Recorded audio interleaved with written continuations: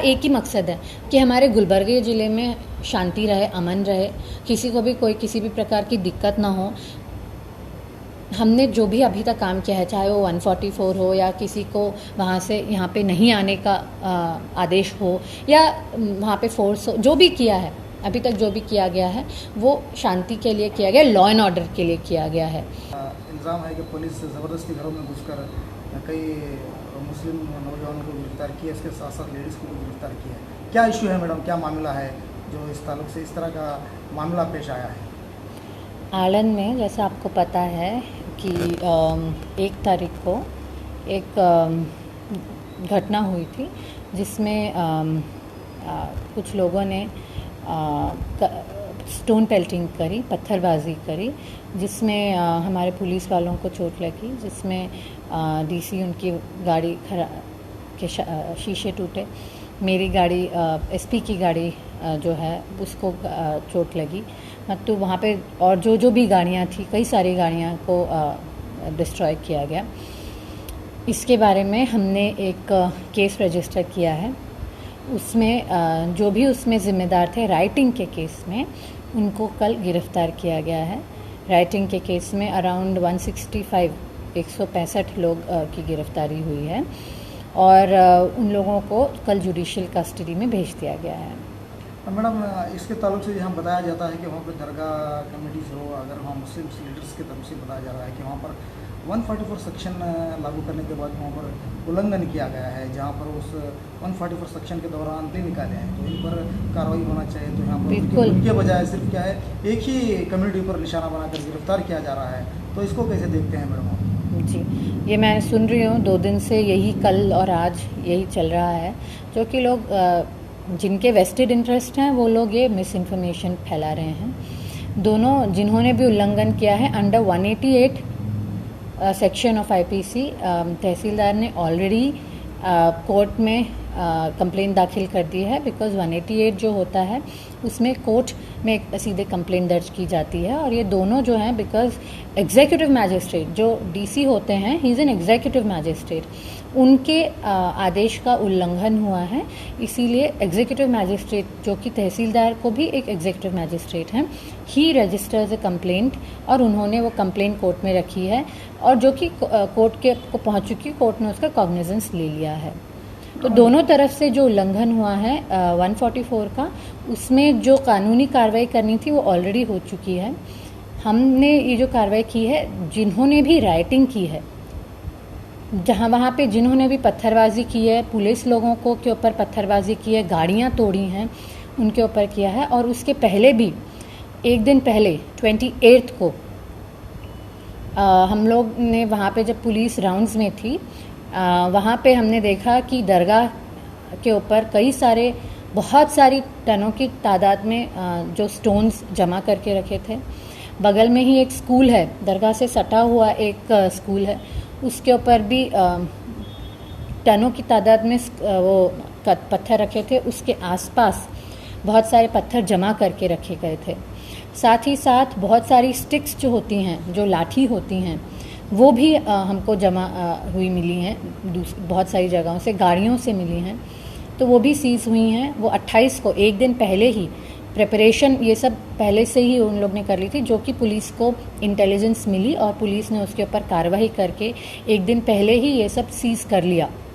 और इसीलिए स्थिति उतनी ख़राब नहीं हो पाई जो कि हो सकती थी, जिस तरीके से प्लानिंग की गई थी।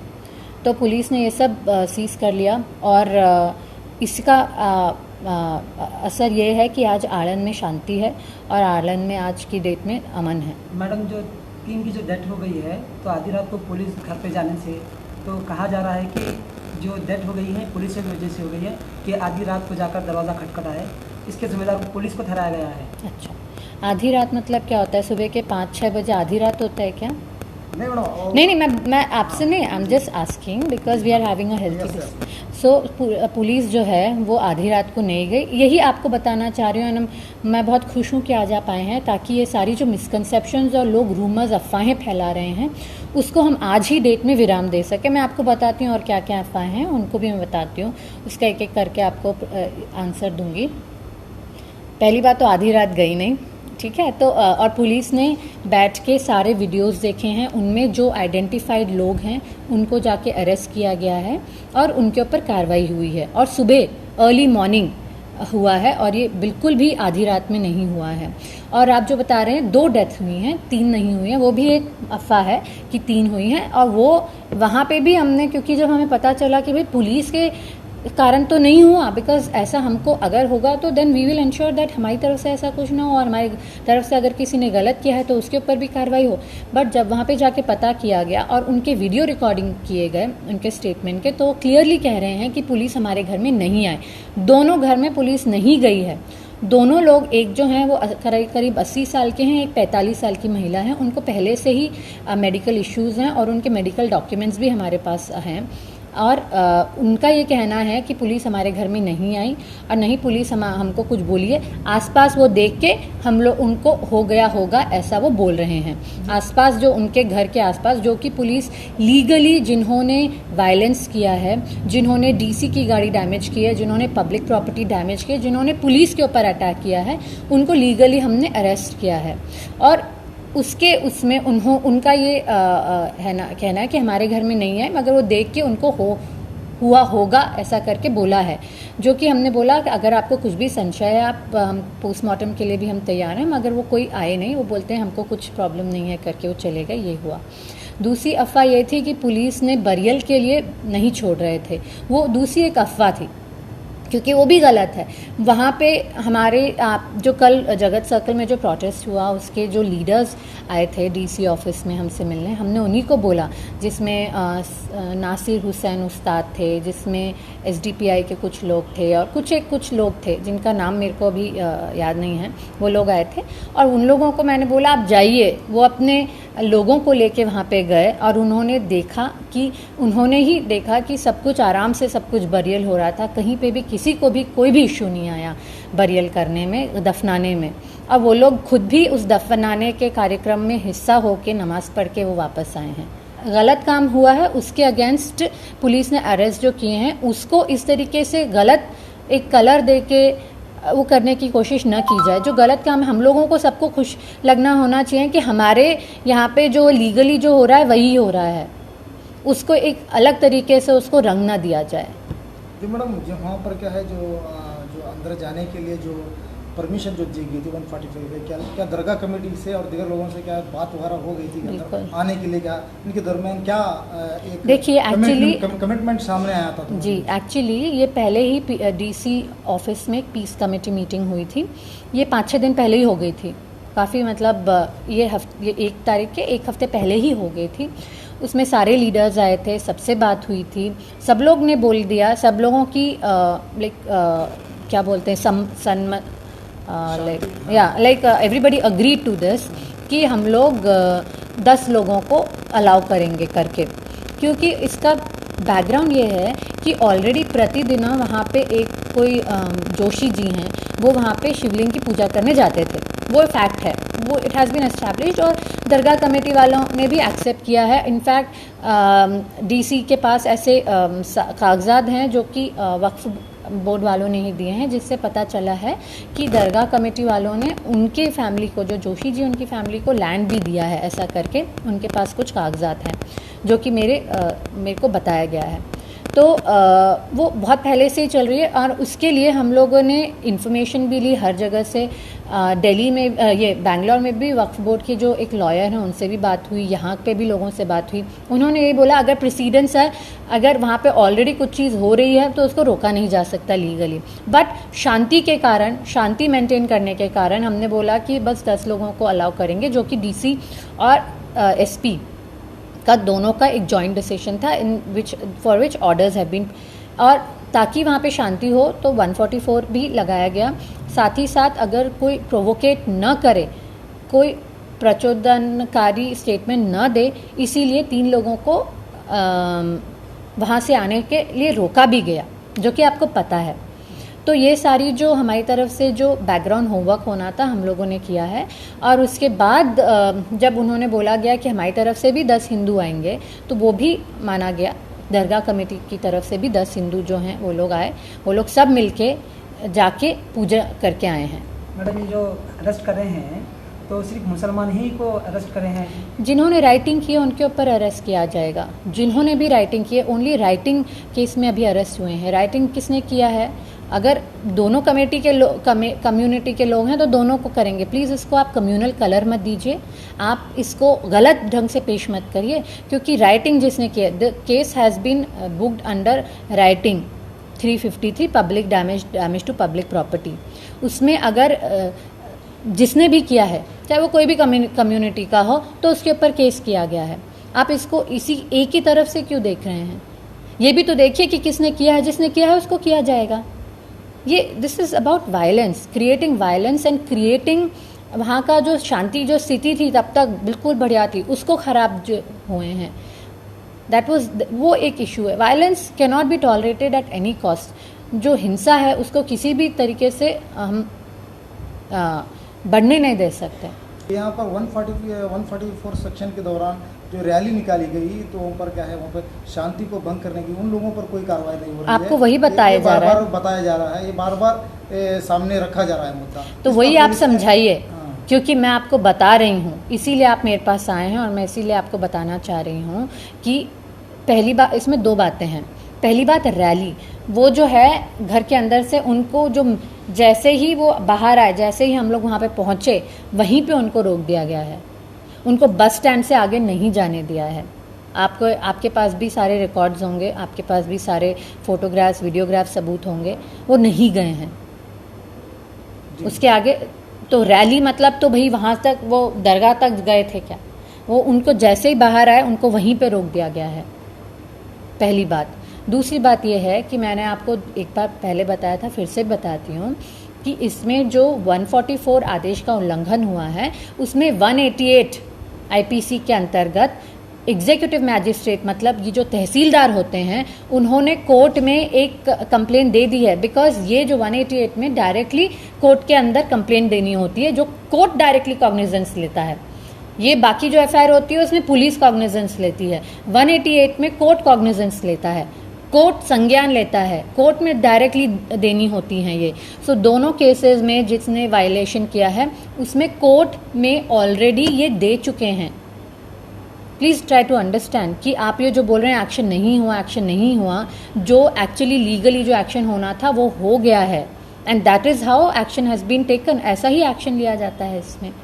के साथ और एक मैडम एक आरोप है यहाँ के पुलिस की जानब से, जो मुस्लिम नौजवानों के बाद भी क्या है, लेडीज़ को भी अरेस्ट किया गया है, तो इनका क्या है मैडम? देखिए, क्योंकि मैं भी वहाँ पे थी, अगर मैंने नहीं देखा होता, अपनी आंखों से नहीं देखा होता, तो फिर मैं मानती भी नहीं कि एक्चुअली वहाँ पे विमेन कितनी, उन्होंने क्या किया है। I don't want to get into all this.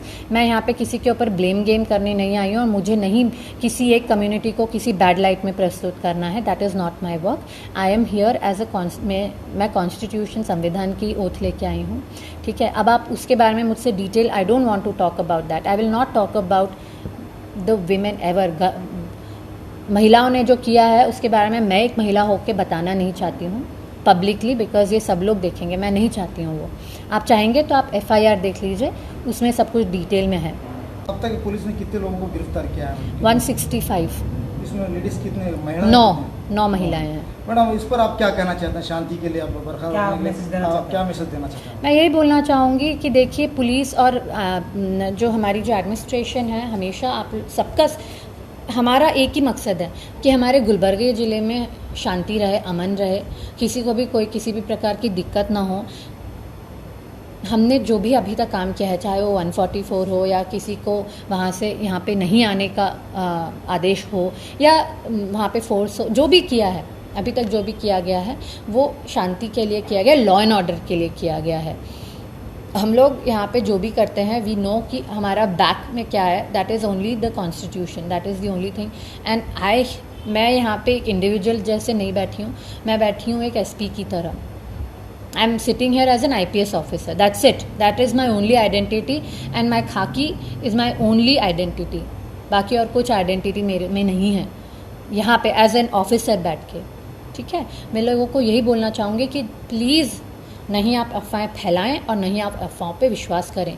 बहुत लोग अपने कारणों के कारण गलत बातें फैला रहे हैं, और गलत गलत वीडियो बना के, मैं आपको बता रही हूँ ना, जैसे बरियल के बारे में हो गया या कोई भी ये आपने जो बताया कि लोगों की मृत्यु, वो इतना ट्विस्ट एंड टर्न करके फैक्ट्स बताया जा रहा है कि एक कम्युनिटी को टारगेट कर रहे हैं। भाई जो रायट्स हैं उसी के ऊपर टारगेट किया गया, जो राइटिंग हुई है उसी के ऊपर हमने कार्रवाई की। That is our main issue, violence. Please try to understand कि ये कोई भी अपने आप को इस तरीके से विक्टिमाइज न समझे, विक्टिम न समझे। जो भी एक्शन हुआ है that has happened as per law, as per we are very sure about the action that we have taken, क्योंकि हम लोगों के हाथ में, हम लोगों को पता है कि हमने क्या किया है। कोई भी हमारे ऊपर लीगली, आप कोई भी बैठ के सारे प्रोपोगेंडा फैला सकता है। प्रोपोगेंडा का कुछ नहीं है, प्रोपोगेंडा फैक्ट्स नहीं देखता, मगर लीगली आज की डेट में कोई भी बता दे कि पुलिस ने कुछ भी एक गलत काम किया है, फैक्ट के बेसिस में काम नहीं किया, लीगली काम नहीं किया, तो जो भी हुआ है वो फैक्चुअली हुआ है, सब प्रॉपरली कानूनी तरीके से हुआ है। मैं लोगों से रिक्वेस्ट करती हूँ, देखिए हम सबका मकसद यही है कि हमारे ज़िले में शांति रहे, अमन रहे, क्योंकि कहीं पे भी कोई भी दिक्कत होती है तो किसी को, जो ऊपर बैठे हैं, जो गाड़ियों में घूमते हैं, उनको कुछ नहीं होता। जो ठेले लगाते हैं, जो पान की दुकान लगाते हैं, जो कबाब बेचते हैं, जो पानीपुरी बेचते हैं, जो छोटी छोटी दुकानें चलाते हैं, उनको दिक्कत होती है। जो डेली वेजर्स जो मतलब रोज़ रोज़ के ले जाते हैं ना लेबरर्स, उनको दिक्कत होती है। तो प्लीज़ आप इन सब चीज़ों में मत पड़ें, क्योंकि फाइनली नुकसान पब्लिक का होता है। मैडम अब क्या है आलम के अंदर, क्या 144 अभी जारी है वहाँ पर? 5 तारीख तक है, 5 तारीख तक है, 5 तारीख 6:30। अगर वहाँ पर मैडम, वहाँ पर क्या है, जो पब्लिक में खौफ है कि चंद लोग घरें छोड़कर, अपने मकान छोड़कर बाहर निकल चुके हैं। कई लोग यहाँ पर बाहर नहीं आ रहे हैं क्योंकि अभी डर है कि पुलिस अभी भी गिरफ्तार करने वाली है। तो ऐसे हालत में आप क्या कहना चाहेंगे पब्लिक को? देखिए, जैसा कि मैंने बताया, हमने देखकर, जिन्होंने जो वीडियो में आइडेंटिफाइड थे उन्हीं के ऊपर कार्रवाई की है। जिन्होंने नहीं किया उनको डरने की आवश्यकता ही नहीं है। हमारे पास प्रूफ्स हैं कि कौन कौन वहाँ पे था, क्योंकि हमारे हर जगह कैमरा पर्सन थे, उन लोगों ने सब कुछ रिकॉर्ड किया है। तो जिसने गलती की है उन्हीं को डरने की ज़रूरत है ना, बाकी जिन्होंने नहीं की वो क्यों डरेंगे?